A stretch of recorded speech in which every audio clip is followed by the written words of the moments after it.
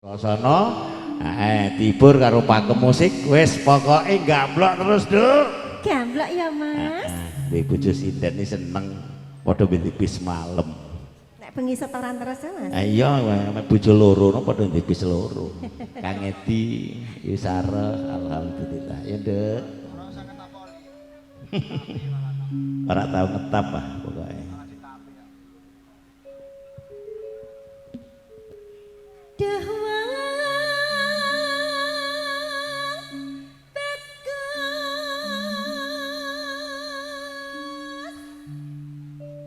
Kira-kira yang paling bagus iki sing ndi Mas iki? Alah sing bringose kena nggo keset lho Nduk, Kang Sukilan. Ya ini sing nang kono, keluarga agung. Kang Sukilan kok tukilan-tukilan piye. Nggih, lucu dalu. Kang Sukilan.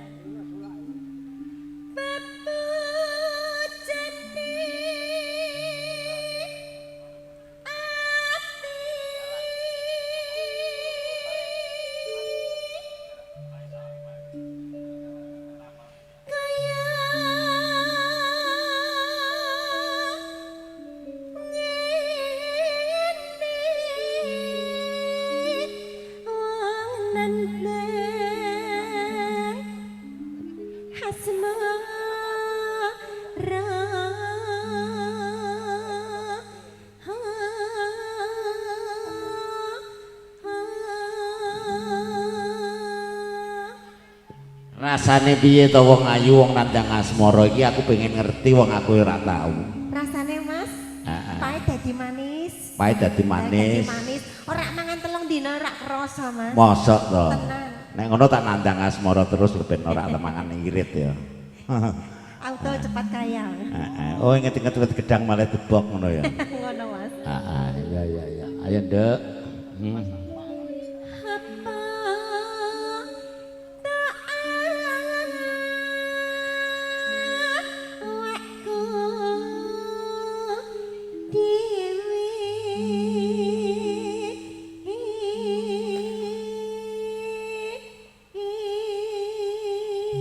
Ora awakmu dhewe. Bakas Radi tunggale nalika nandang asmara ya ngono kuwi rasane, Nduk. Mangan ya ora penak, turu rak nyenyak to ora kandhani. Wis muga-muga.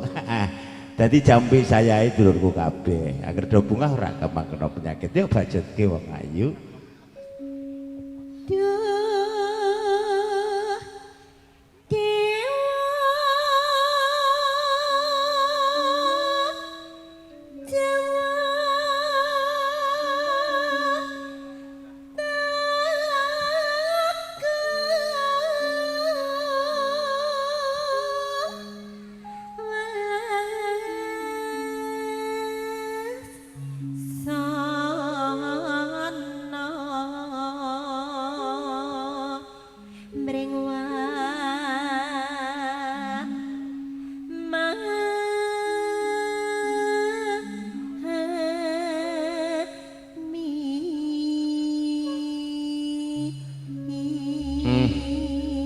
Angger nyuwun karo sing kuwasa ikhlas, perintah dilakoni larangane didoi makna dituruti Nduk panjalukmu karo sapa pengen karo sing ganteng ya entuk sing elek ya ora masalah gampang.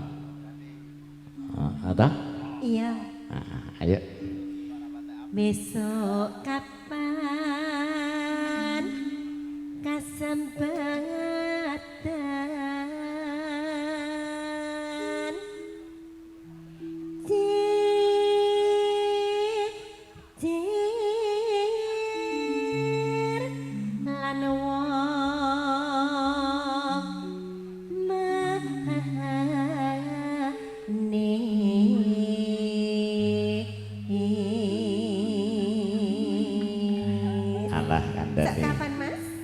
aku kapan-kapan purun kaya Kang Sukilan selalu siap nek kaya aku iki Duk. Sabar men lho. Kandhane aku wonge sabaran tak kandhani geding aku.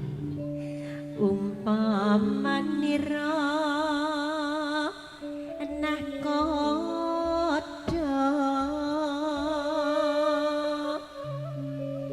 tanpa perahu sasa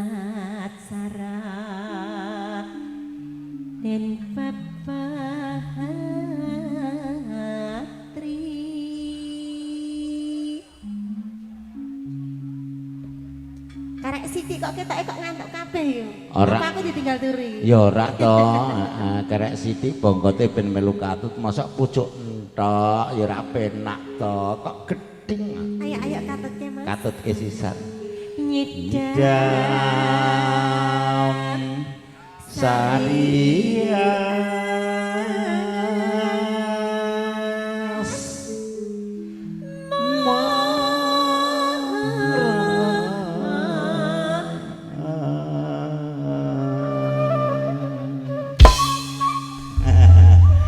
iya ta. Nek ditokno bareng kepenak ngono kuwi. Tapi nek metune ra bareng ya ra penak. Nyidam sari dadoske wong ayu yo. tak ke musik. Nah, gamblok dong. Gamblok Mas.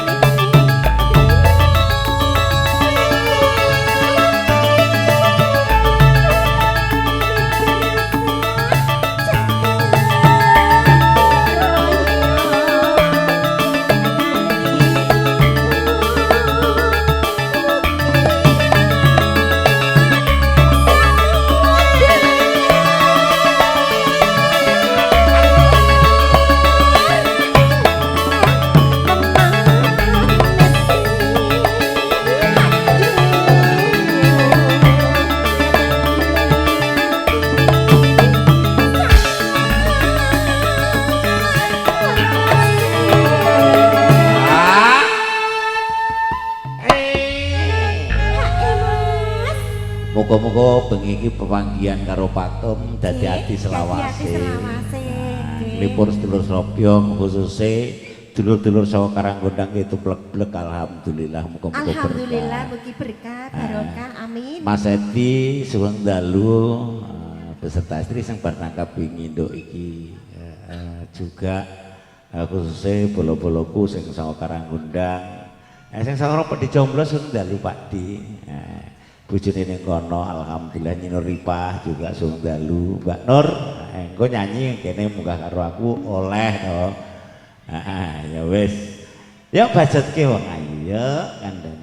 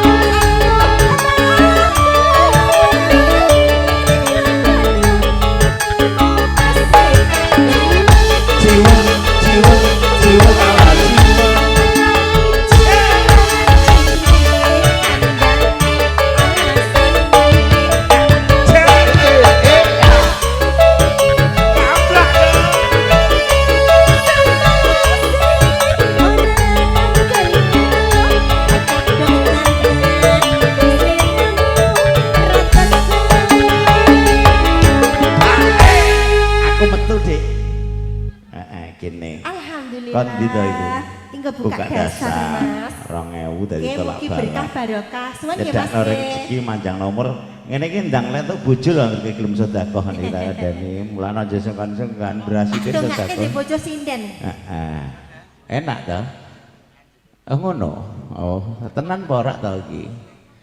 Ayo budgetke wong ayo nek ngono. Aduh kandhane gedeng aku. Ding aku urung kapak-kapakno wis metu. Urung diapa-apake wis metu kok gedeng aku. Janjane kowe ning ati.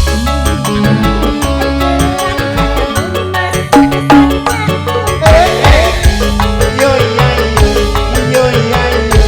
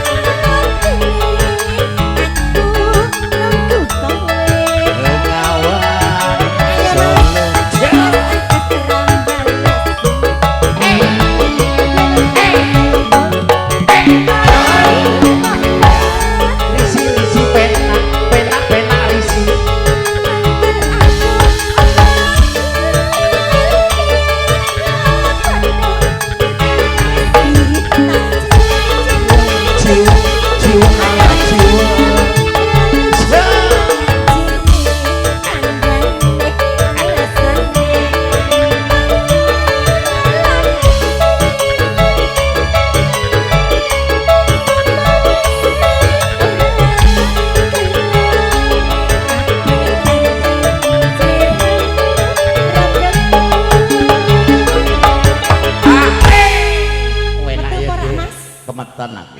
Alah kandhane aku apa-apa lagi disampluk sithik wis metu kok. Heeh.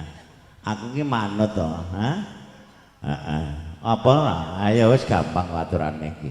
Wis enak ngene iki Pakde nggih. Heeh, nglipur jenengan bendo bunga. Nek bunga iki ora gampang kena penyakit, jenengan dong grantes susah gampang kena penyakit. Nah, ini mangke nanti ya. Keluarga yang dari Lampung boleh sumbangkan suara di sini. Boleh ikut goyang. Boleh ikut goyang, toh? Kandhane wis ngene iki enak. Ayo budgetke wong ayu. Janjane kowe ning ngendi?